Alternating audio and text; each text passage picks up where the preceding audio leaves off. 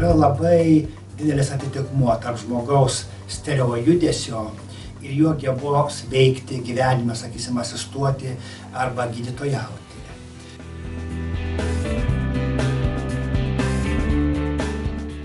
Odontologijoje ir ypač estetinėje odontologijoje, pirmiausia, gydytojui odontologui pačiam, taip pat ir jo asistentui, reikalinga labai aštri tiesiog rega ir po to stereo matymas. Bet to irgi nepakanka, dėl to, kad mes faktiškai dirbam komandiniam darbe, kaip ir chirurgai taip pat. Tai yra 4 rankom, dėl to ta stereo veika irgi yra labai svarbi.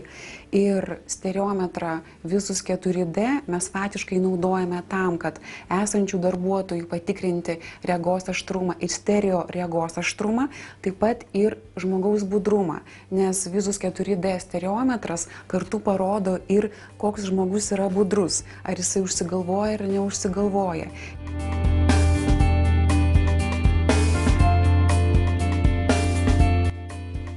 Pamatuosim, sakysim, koks yra jos stereo matymas, išpjausim apie gabaliuką. Tai galim pasakyti, kad jos čia stereo matymas yra 0,19. Yra labai geras rezultatas ir tai yra kaip atskaitos sistema, kad ji ir mato, ir gali tiksliai judinti ranką. Yra tam tikri nukrypimai, kurie atsiranda jau ne dėl to, kad ranka negali tiksliai judėti, o dėl to, kad prote pasirodo mintis į kažką pagalvoja ir dėl to negali tiksliai žiūrėti.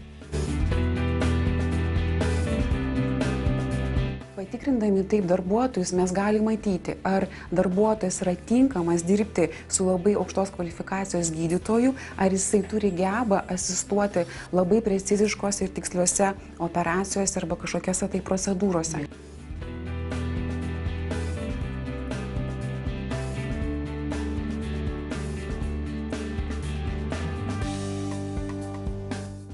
Jauni žmonės, kurie numato studijuoti tokias specialybės kaip chirurgija ar odontologija, kur iš tikrųjų reikalingi labai tikslus judesiai ir komandinis darbas labai preciziškas, tai tokiu atveju reikėtų jau prieš stojant pasitikrinti savo stereo regą ir jeigu jinai kažkokia yra nepakankama, tai tadagi galima su stereometru ir įvairiom praktikom metodais tą regą lavinti.